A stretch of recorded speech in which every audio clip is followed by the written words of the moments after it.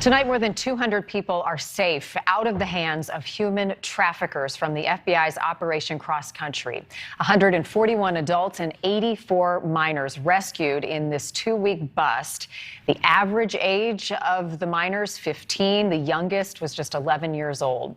In all, 85 people have now been arrested or identified. And in a moment, I'm going to be speaking with two members of the FBI more about the operation. But first, correspondent Evan Lambert is live for us in D.C. tonight. So, Evan, this was a big collaboration between multiple agencies across multiple jurisdictions and states. It was, Marty. This was a massive bust this month, spanning coast to coast. The Department of Justice and FBI say they found 37 actively missing children. Second op's going to start at this time. Yeah. The FBI works year-round on human trafficking, but this was a national push to zero in on the problem of trafficking. The two-week focused operation allowing law enforcement to dedicate more resources toward the issue. Attorney General Merrick Garland saying the Justice Department is committed to doing everything in our power to combat the insidious crimes of human trafficking that devastate survivors and their families. While this was a nationwide effort, some cities saw more results than others. The city of Atlanta has a lot of human trafficking cases. The city ranked just behind Washington, D.C. in 2019 for the most cases. Special Agent in Charge Carrie Farley says a lot of minors are found through online communication, but that's also how they busted a lot of the traffickers. Most of these suspects that we've identified are using dating apps and websites all over the internet, a lot of them using encrypted. Officers in and around Atlanta took part in Operation Cross Country. We do a lot of the legwork, obviously. Our investigators do the actual field work. We do the takedowns, we secure the scene, all that kind of stuff. But the real work happens in those interview rooms. This is really where you get down to the nitty-gritty and you can identify true victims. Once a victim is found, specialists work to get details that could lead to their abuser and other victims. The idea of these interviews is that we only do it once. We don't want to re-interview a child, both because we don't want to re-traumatize them. Megan was 17 when she was pulled into the world of human trafficking. She was saved 6 years ago, but explains how she was brought into the world of sex work, swept off her feet by a man she met.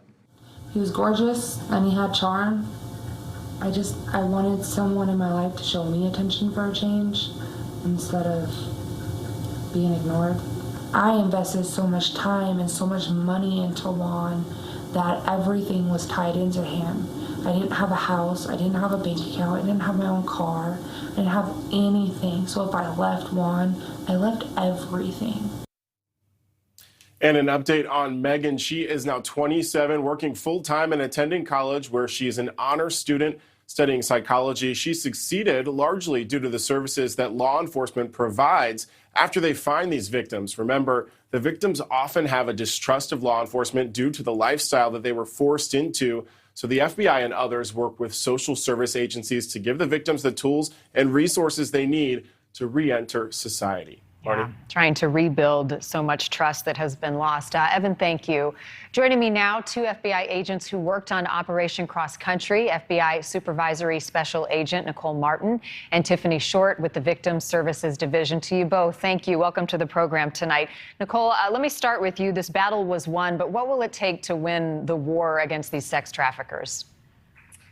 I think this is something that we continue to combat every day. We have agents dedicated to this and task forces dedicated to this throughout the country. It's something that we continue to try to bring awareness to, but really Operation Cross Country is kind of a snapshot of the work that our agents, our task force officers, our victim specialists, our analysts, our federal, state, and local partners and community partners do on a daily basis to combat child sex trafficking and human trafficking.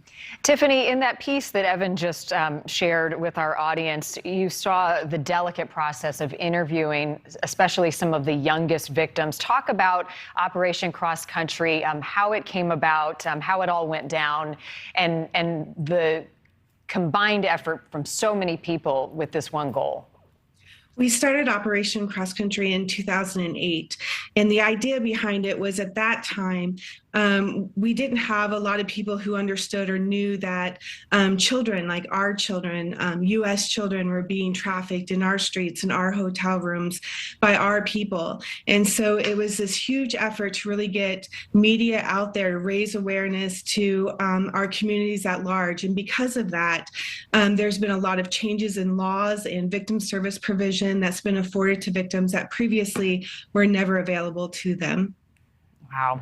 Well, it's incredible work, and I know a lot went into just these 2 weeks rescuing so many. FBI Director Chris Wray said that these crimes are far more common than most people realize. Nicole, explain how prevalent and how often this is happening.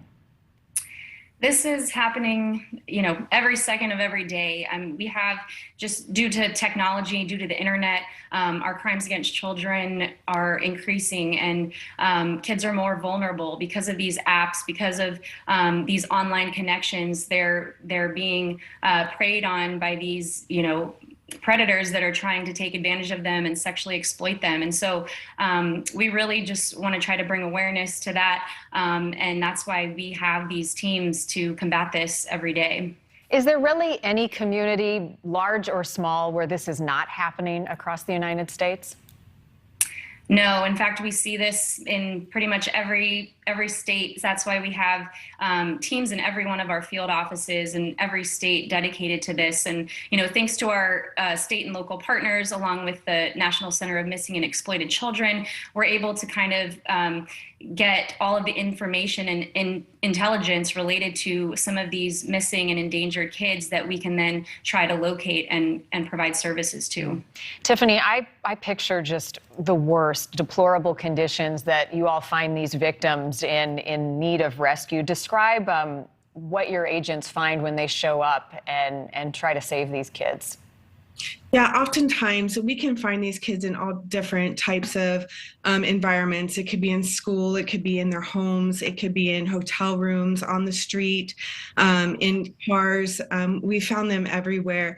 The important thing for us is to meet them where they're at and help them to do everything we can to reduce any type of trauma that's often affiliated with our investigation and the whole process, of an investigation. And so that is why we have Victim Service Division that is hand in glove with the agents to provide that emotional crisis support immediately and linking them up with our NGOs and our protective partners and also our medical examiners as well. Yeah, it's the beginning of a really long journey, as I said a moment ago, trying to rebuild that trust with adults, with law enforcement. Nicole, each of these cases is different, and here on Prime, we've spent the last year covering missing cases. A lot of those are kids. I know the circumstances in each one of these trafficked cases are a little bit different, but is there a commonality in how they are lured away, how they're pulled from the life that they're in into this heinous crime? I think that a lot of them, do come from either, troubled backgrounds or troubled homes. A lot of times there are risk factors that we see. Some kids, not showing up to school, having issues with substance abuse, even just family issues at home. The internet, like I said, that's been a huge problem and a huge kind of a risk factor for a lot of kids who are meeting people online and talking to people online that they don't know, who are then lying about their age and trying to meet with these kids to exploit them. So we kind of see all sorts of backgrounds, and there's really no one type that fits these victims. Thank you for watching. Go to newsnationnow.com to find NewsNation on your television provider. And don't forget to click the red subscribe button below to get more of NewsNation's fact-driven, unbiased coverage.